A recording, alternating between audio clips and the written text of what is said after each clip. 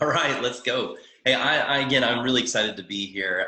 My wife and I, we live in Oregon. My wife is a Diamond Ambassador as well. We actually just recently became Diamond Silvers together, so it's a race now to see who can do the reentry like faster. So we have 9 kids, and we live in Bend, Oregon. Now, I said 9 kids. That's right. We have 9 children. 3 were adopted, and we started our Plexus journey about 5 years ago. In fact, I think this month is our fifth year anniversary. And I've been a pastor for 16 years. Actually, at the last Sunday of this month, August 30th, I'll be retiring from pastoral ministry to go on to do some other things. But I've been a pastor for 16 years, pastor currently a church here in Oregon. And so our journey started 5 years ago, and I'm going to jump into influence. Some of you have heard our story, but if you haven't, let me just give you some real quick cliff notes on how this all came about. So I had just stopped doing an interim pastorship. So my job had completed in Portland. I was teaching at a local university, political science, and my department decided that it would be good to not rehire me because they didn't have a budget to do that. So I found myself jobless out of nowhere. And so we began this journey with Plexus because my wife was struggling with health issues. I was struggling with health issues because whenever your finances aren't in order, health is the last thing you think about. And so we had to go on government assistance. We had to go on welfare. We had to do all these things. Very humbling season for us. And then Cassie saw a friend talk about Plexus. And so we saved and scrimped up a lot of money and bought our first triplex because she just needed to feel better for all of our kids, for the sake of the future of our family. And the products were amazing and worked. And then she came to me one night, she goes, I need you on these products. I need you feeling better, but I think this may be the key, the platform that God has given us to be able to take us off this financial road of disaster that we find ourselves in. And 5 years later, we went from honestly on welfare to seeking the welfare of other people. We've been able to give to our church more. We've been able to put all of our children in private school. 3 of our kids who were adopted were paid because of their adoption was paid by the opportunity that Plexus brings. So when we say Plexus changes lives for our family, we mean literally giving children a forever family. And so it's been an incredible ride, incredible journey. People always ask, are you done? Yep, we're done. No more kids. We're through. But we love being a large family. We love being in Plexus. And so as I jump into this topic of influence, I want to tell you before we get started how lucky we are. We have an incredible opportunity here with Plexus. You know that you're leaders in this company, but whenever we talk about influence, and particularly when it's in the network marketing world, sometimes someone may find themselves in a company that doesn't have the integrity that Plexus has, doesn't do things the way Plexus does it, doesn't have the type of leadership like Genevieve, like Alec, like Taro. I mean, like sometimes they find themselves having to overdo their influence in order to make up for the lack of positive influence that their company has. But we don't have that issue. We literally work for the greatest company on the world. Plexus has changed our lives. And I'm telling you, 5 years ago, when Cassie and I jumped into Plexus, the reason why we both believed in it right away is because of the leadership of this company, because how they care about the ambassador and they put people first. I mean, what type of influence would you have if you didn't do that? I mean, I don't think Plexus would be near as successful if that wasn't their motivation. So excited to do that. So that's what's wonderful. We get to start off kind of with a head start. So let's talk about influence. Influence, everybody talks about influence now. John Maxwell says leadership is just basically influence. And so before we jump into how to create it and cultivate it, what I want to talk to you a little bit about is just some introductory ideas of applying influence to our lives. So the most perfect system, we just talked about this at the beginning of the call, the most perfect system, the most stellar approach, the most innovative strategies for growing your business will never breed the success you desire if you do not have influence. I have seen people come into this company with the grandest, greatest network ever, that have systems that would blow your mind, that people should write books about. But if they don't know how to wield their influence well in a positive manner that's people focused, it really doesn't matter. Your business will never take off and go where you need to go. And the message that you have will never be given to the people in your community, in your network that you want them to hear, because you're not wielding your influence. You're not having the full effect that your system could be taking place in your life and in your business. So the power of influence, really, it's a socialization tool. That impacts our perception, our purchase, and our productivity. Now, I say that when I was teaching political science, I taught at several different universities, and we would talk about the beginning of the course of the semester, we talk about this idea of socialization. All of us are influenced. You may not think it, but you are actually influenced all the time by the media that we watch, by our background, how we grew up, our influence, our parents. It's funny, I tell people, you either politically side with your parents because that's what they did, or you did in spite of them, right? So we are influenced by the culture. Where you grew up, are you in the New England area, Northwest like I'm at? But I grew up in the South. I mean, there's different cultures here. And it's about your background, your heritage. So socialization and how you're formed, how you think of, how you process thoughts, how you develop your mindset. I mean, all those boils down to your influence, and it's a socialization tool. And influence, it seriously impacts our perception on the world. How do we see everything? How do we see ourselves? It influences our purchases. You know what? Really the most productive and successful companies, you're not really buying the product. I mean, you are, but you're buying the story. They tell great stories, right? And it impacts your purchasing power, is influence. And then also your productivity. If you are not an influential person, and if you don't have positive influence coming into your life, you're not going to be very productive. Also with influence, compelling influence does not tell others what to do, but it offers others how you can help.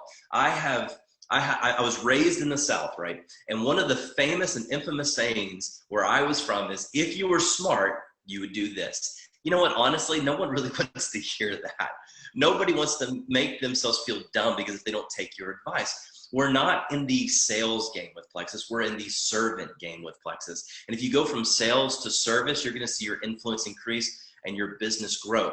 But don't tell others how. This is what you should do. You know what you should do? See, everybody wants you to listen. You listen to their story, and then you can show them how they can get help. If you have a helpful influence and a helpful heart position and mindset, that's going to go way farther than you've got all the answers. I definitely don't have all the answers. In fact, when it comes to product knowledge, I look at my wife and go, what does that do again? Please tell me, what's that strain on Probio 5? Like, you don't need to have all the answers, but if you have a heart that's willing to help, your influence is going to increase. Finally, before we jump in on how to cultivate influence, there is this idea that you cannot wield influence. And I believe this with everything inside of me. You cannot wield influence if your passions do not line up with your purpose. Now, I'm going to say this. Every one of you have a purpose. I believe that with everything inside of me.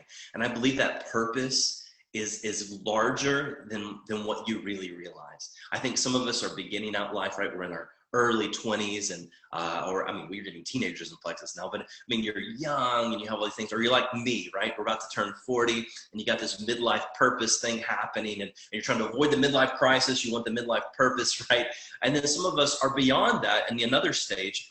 No matter where you find yourselves, if your passion lines up with your purpose, you're going to see your influence increase. It'll be incredible. But I have never met anyone who wields grand influence if they're not passionate about what they're doing and if they don't have a clear purpose. We call it why a lot in Plexus. Say, what is your why? I like that. But going a little bit deeper than your why is your purpose. What wakes you up in the morning? What gets you motivated? What's going to have you go and work really hard and try to help as many people as possible? That purpose, when it lines up with your passion, you're passionate about helping people, then your influence is going to increase. So let's dive into it. So how do we cultivate influence? Number one question Cass and I get on our team all the time. How do you get people into the system, into the funnel? How do you reach more people? Basically, it's influence, right? And the number one thing, and you know it, we've heard it 1,000 times, it's mindset. It's mindset. And I can tell you, about 5 years ago, I thought this whole idea of mindset was ridiculous. I mean, I really thought that you have to have a positive attitude, a positive mindset. That's ridiculous. No one can, that doesn't make any type of impact whatsoever. And man, was I wrong. When I started realizing how I speak to myself all the things that the negativity that I say to myself and how it's damaging my mindset, I realized I was not unlocking my full potential. So number one on how do we cultivate influences is establish your mindset. How do we do that? So first off, you are the gatekeeper of what influences you. When we talk about influence, everybody wants to talk about first, how do I influence people? How do I influence people? How do I influence people? That's not the first step. The first step is how are you being influenced? You're the gatekeeper. You are the literal gatekeeper of what comes into your brain, what thoughts, what messages, what opinions, right? I love what Billy Graham says one time. He says, I turn my critics into coaches, right? What a wonderful mind shift. What a mindset shift that is. But you're the gatekeeper, right? You are responsible too of what influences you. And so keeping out the negative, now we're not Pollyannic, right? We're not rose-colored glasses, ignorant of the harshness of the world or the bad things can't happen. That's not it. But you have a choice on how to respond. And I think sometimes with mindset, we find ourselves reacting more than we are responding. Grand difference between reacting and responding. You know, as a parent of 9 kids, sometimes I react, right? I react and I say things and I go to apologize to my children later. I'm like, oh, I'm really sorry. I should have responded to your negative behavior and not reacted to your negative behavior. See how that is? With mindset, you're the gatekeeper and you need to respond. And how are you going to protect yourself in your mind? Because you are so important and you have so many wonderful things to give to this world that you do not want to be debilitated by not being that gatekeeper. Secondly, if you do not feel valuable, you cannot add value to somebody else. It is impossible. Impossible. And when you try, it comes off fake. When you try, it comes off like you are actually trying and forcing it, right? If you do not feel valuable, you cannot add value to somebody else. Now, I'm going to pause here for a second because I want to really hit this point, and we got a lot to talk about, so I'm going to speed through this, but you are valuable. You have been made, right, in the image of your creator. You have giftings that I don't have. You have a personality that I don't have. You have characteristics and amazing talents that I don't have, that your neighbors doesn't have, that people in this world do not have. And the world needs you to show up. The world needs you to understand that you have value and you have value to give. And some of us grew up in a situation I did not. I had wonderful parents who told me all the time that I'm valuable, that I'm loved, that I'm cared for. And it wasn't based on how I was performing. It was based on them just sacrificially loving me all the time without me having to perform. But some of us didn't grow up like that. Some of us have not at all ever had this voice of positivity speak into you and say, you have value. So if that's you this morning, let me tell you, you've got value. You've got something special and the world needs you to show up. Okay, I won't preach. I promise, Genevieve, I won't preach. Here we go. Next, and finally, as we start establishing our mindset, what you allow in your mentality will directly impact your productivity. Let me say that again. What you allow in your mentality will directly impact your productivity. And in that same vein, you need to find your voice and drown out the rest, okay? I think that Plexus gives us wonderful scripts to tell people. I think Plexus, I love the idea that we're a company where ambassadors borrow posts from one another. Don't act like you've never done it, right? I mean, if we're not careful, that's all we do is borrowing posts, right? We're reposting. But long ago in ministry, when I first started out as a pastor, I started listening to all these other pastors that I had a lot of respect for. And then my mentor came to me and said, Kyle, you need to find your voice, because when I'm listening to you preach, your mannerisms and your sayings and the things that you're doing sound like this guy and this guy and this guy, and it's not authentic to you. Find your voice, drown out the rest, and your mentality, what you let in, will directly impact your productivity. So mindset, that's how we cultivate influence. It's an internal thing. This is an internal thing, guys. Before we can influence other people outside of ourselves, it's an internal thing that we have to create. Mindset. Secondly is heart position. Now, this is something that I've kind of developed over the years, and because we talked about, I was listening to all these great speakers and the great Bob Heilig and all these guys that are talking in the network marketing industry about mindset. It's fantastic stuff. But I started thinking, what about heart position, right? If our mindset is wonderful and perfect and amazing and positive and ready to influence people for good, but our heart's in the wrong position, really, what are we doing? What is all this for? It's not going to fill us up. It's not going to be satisfying at the end of the day. Have you ever found yourself that you met a goal because your mindset was right and you pushed to that goal, you hit that goal, no one's getting in your way, running over anybody who gets in your way, and you reach the summit and you're all by yourself. You reach the goal, you're all by yourself. And the reality is because maybe your heart position wasn't in the right place. Maybe it wasn't centered on people. So you have mindset for influence to cultivate it, but it's also about heart position. The impact of your influence is hard work and heart work, right? We think to ourselves, well, I can do this. I got a goal. That's awesome. If you get up every morning like, I'm going to slay today. I'm gonna give it my all, and I'm gonna reach my goal. I love what John Maxwell says. I'm a big Maxwell fan. If you'll learn that about me. But he says there's a difference between believing you can do it and knowing that it will be done, right? Some of you have instances in your plexus journey where you're like, I know I'm gonna hit this rank. And you do, right? That's amazing. But it is not just hard work to build influence, it's hard work. It's the people that you're actually focused on to influence. That perfect couple, that perfect individual, that friend of yours, that gal, that person that you picture in your mind that you want to help, that really pushes you forward, that's the hard work. That's going to keep you going. That's going to make it fulfilling when you hit that summit, when you hit that top goal, when you hit where you want to be. It's going to be fulfilling because you know all the people that you helped along the way. The energy you project will draw or repel people. Right? That's heart position work.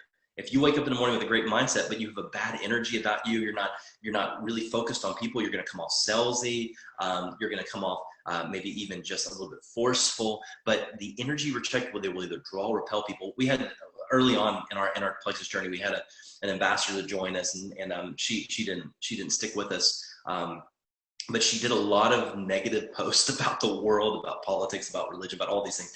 It was just really negative all the time. And she would ask me, like, I just can't get anybody to join my team. I'm like, I'm gonna just shoot you straight, and it's because I care about you. Maybe the energy you're putting out there on social media is super negative, right? And a lot of ambition to not want to be around negativity. We want to bring around positivity. We want to be around contentment. We want to be around security and not hostility. I mean, there's some people in the world that you've met and you're immediately thinking that one person's like, oh, I know that one person who loves negativity, but those are far and few between. So it's the energy project will draw, repel people. Next, success does not always breed significance, but significance always breeds success. Now, at the end, this is one thing, this is silly maybe to you, but for influence sake, right? One of the things that I have, I'm gonna give you a little insight on how my brain works. I think about the legacy in the long run. When I'm done with Plexus, when I'm at an age where I can't do this anymore and I'm seeing my years dwindle, I wanna be known as a significant person, not a successful person. And it goes back to hard work, right? You can be really successful in this company and you can wield influence, but in the end, it's about significance. It's about significance. Are you making a significant impact on people? If you wake up and say, maybe it's, I want to help 100 people today, fantastic. But if you can only significantly help two, right?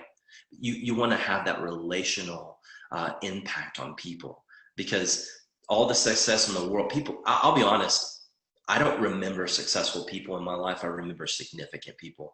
My father, my grandfather, a couple of the teachers I've had, a couple of mentors in ministry I had, because they weren't big names. They weren't celebrities, right? Nobody knows them outside of our circle of influence, but they made a significant impact on me. So significance over success. And then finally, we need to focus on our outcome and not just our output, right? When it comes to influence and when it comes to heart position in particular, right? And where your heart's positioned, if we're constantly looking at how much output we can put out there, how much output we can put out there, you're gonna burn out, right? You're gonna burn out. It's about the outcome. Did my person who is not feeling their best and having their best health, after 30 days, 60 days, 90 days, is the outcome that they're feeling better. You may not have hit that goal, you may not, but you're gonna get there, right? But you're gonna influence that person if you're walking with them along that journey, if you're walking with them along this time and you're worried about the outcome of them, then their output. Because I'm telling you right now, your influence will absolutely be destroyed if you're just about output, right? How are they producing? What is this producing? How am I getting ahead of this? How's this person helping me get to this goal? No. It's the outcome, right?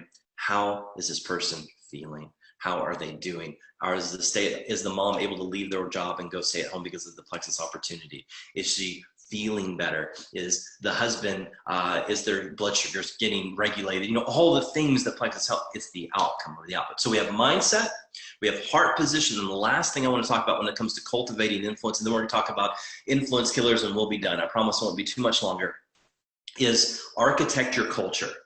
About 2 years ago, almost 2 years ago, Cassie and I looked at each other like, man, we really need to change the culture of our team. Not that it was a bad culture, but it wasn't exactly hitting the mark where we wanted to hit. So we decided to have a complete overhaul and really had this, it's funny, we developed this thing called Team Rise is our name. And it's funny, that convention that year was Rise Up.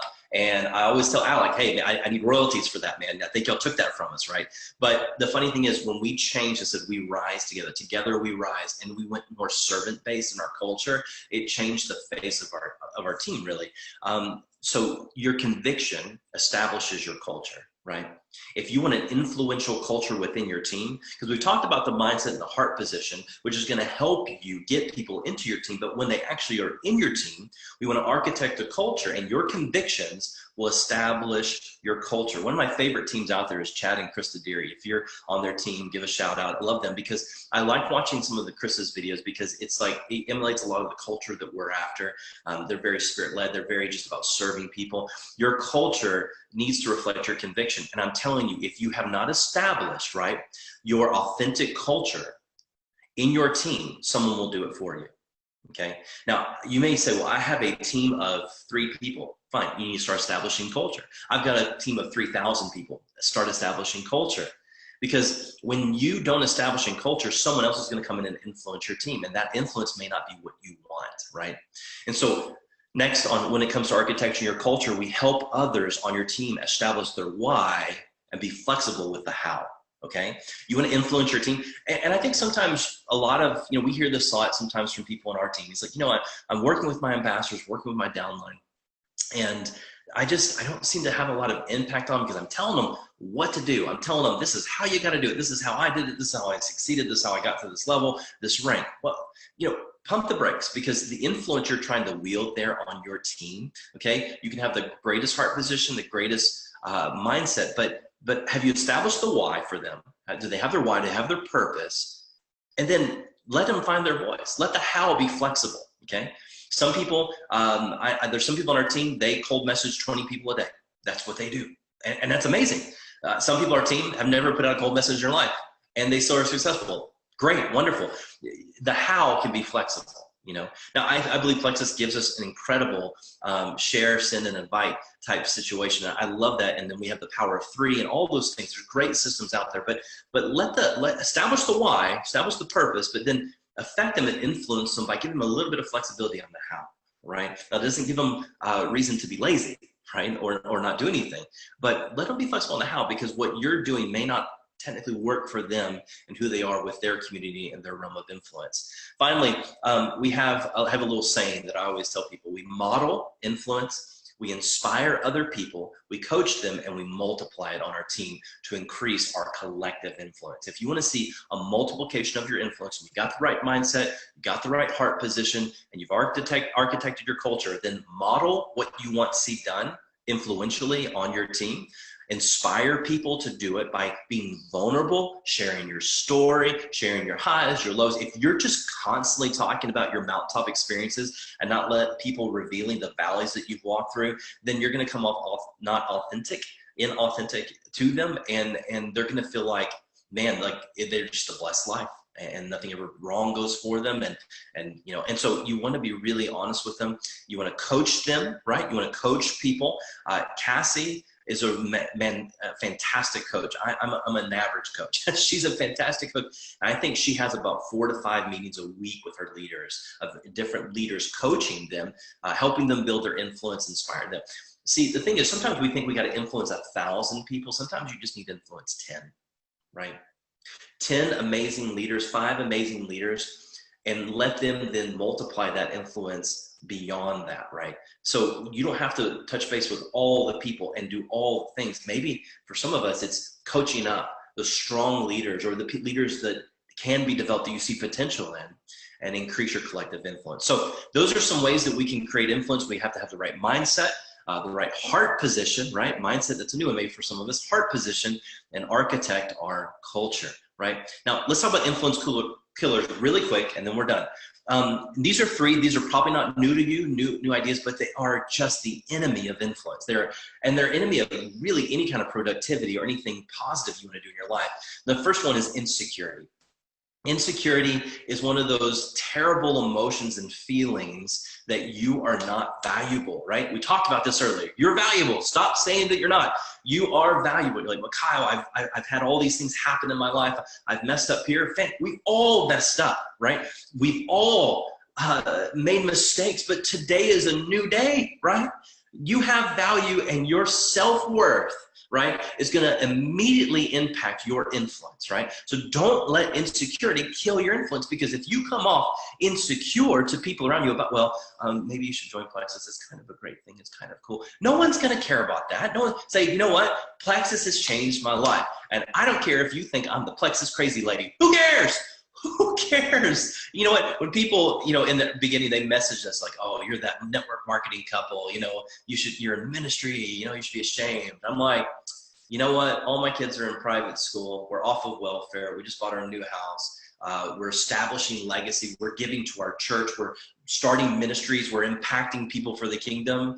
We'll be the crazy Plexus people. Totally cool with that. Totally cool with that. Totally good with that, right? Do not let anyone else tell you what your value is and what you bring to the table. Insecurity is an absolute influence killer. Secondly is scarcity.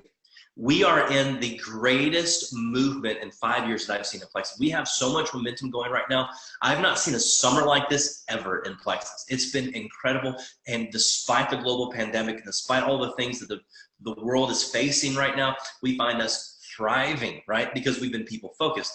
But don't think when you see so-and-so go and rank up and you haven't hit that rank yet, or so-and-so just hit this PV or got these many people, and don't let scarcity sneak in and go, well, there's just not enough for me. It's all done. There's not enough room at the top for me. Are you kidding me? We had more jewels signed up and rank up in the past 2 months we've ever in the history of this company. There is room for you, right? There is room for you. But scarcity mindset will absolutely kill your influence, because you won't. Number one, insecurity is like, well, I don't have enough value. I'm not worthy, which you are, but I'm not worthy to pursue this goal. Scarcity is, it doesn't matter if I pursue this goal because it's not going to be there when I get there. Both ridiculous. And then negativity. And Cassie and I are negativity police. We do not let negativity hit our team. We do not let negativity. Now, we have open dialogue and conversation. We let people vent. We let people air their grievances, but we keep it positive.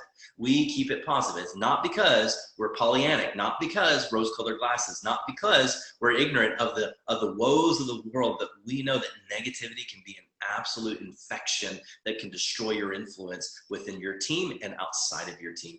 How can you have this negative mindset? How can you have this negativity conversations? And a lot of times people build relationships off negativity, which is just absolutely ridiculous, but it will seep into your social media posts. It'll seep into your productivity, to your systems, to your mindset, to your heart position, and absolutely kill your influence. So here's some questions to ask ourselves as we're kind of wrapping this up. Number one, and you've heard me hit it a lot, do I feel I have value? Now, I know that maybe you're watching this going, well, I really wanted 9 pragmatic steps to how to get more influence. And I don't have that for you because they're not 9 steps or not 90 steps, right? Everyone's journey is going to be different, but it's about positions, mindset position, heart position, and culture position is really what you need to focus on. And that may take you 1,000 steps or 10 steps. I'm not really sure about your specific journey, but I do know you have to ask yourself the question today. And I want you as a leader, ask yourself, do I have value? Do I have value? Okay. Now the answer is yes, but you've got to believe that, right? Am I pouring value into others, right? Like I said earlier, you can't give value that you don't have, right? You can't hand out value that you do not have. Thirdly, are relationships I am building just benefiting me or also someone else? That's heart position, right? If your mentality is, I'm going to friend 10 new people on Facebook, I'm going to go into this mom's group, I'm going to do this because I want to hit this goal, I want to hit this rank, people are going to see through you. They're just going to see through you. It's going to come off not authentic. It's going to come off like you're using them. Are you building meaningful relationships, and are they benefiting someone else? See, you're in a relationship with people when it comes up. When someone clicks on Plexus and signs up, they don't believe Plexus yet, right? They don't have the products. They're hoping Plexus will come through, and we know that will, because we know these products are amazing. They're placing their trust in you. They're entrusting you. And that is something to really steward well and to really see as a precious thing. Because someone's saying, I'm trusting you with my health, with an opportunity, with saying the things you're saying in hopes that it may benefit me. So are you building relationships that benefit not just you, but someone else? And then am I pouring belief into everyone, or only ones that prove they deserve it? One thing early on, Cassie and I just established is that we're not going to make anybody prove themselves to get our time and to get our belief in them. Now, we can't give time to everybody, and we really have a system and a leadership strategy in place where we pour most of our time into our leaders, to our level ones, and then that trickles down. But they don't have to prove it to us. And I think we find ourselves in a real prove it mentality in this network. Thankfully not in this company. It's not really infected this company. But if you have this thing, well, they just, this new person comes into your organization, into your business, and they say, well, they're just a wholesale ambassador. They're not. Give them a little bit of your time. Don't make them prove it, because you could be influencing them, and they could be the next, I don't know, it could, blame your famous Plexus star that you loved here. They could be, that next Jen Hawkins, right? They could be the next Jessica Heffley. They could be the next, whomever, right? That could be that person that you're giving time to, and it's because you gave them a little bit of time, you get a little belief, and they didn't have to prove it, that they may prove to be one of your greatest assets. Then finally, is the influence I'm seeking going to change someone's life today? Am I seeking influence for my own benefit or the lives of other people? And I'm telling you, when you seek to influence other people based on their well-being, all the things you want will come into play. All the influence you've ever wanted to wield in your life to affect people for good will happen, because you're people focused, not points focused. You're story focused, not success focused, right? You're trying to make significance and not just a goal, right? So influence on its own is neither positive or negative, but can be used for either depending on who wields it. And let me end with this. And I don't know if we have time for questions or not, but they'll jump back on here. Living significant lives that change the world really boils down to one life influencing another. And I pray that you yield your influence well. I hope this has been helpful for you. It's been a joy to present this to you. And thank you so much. I appreciate it.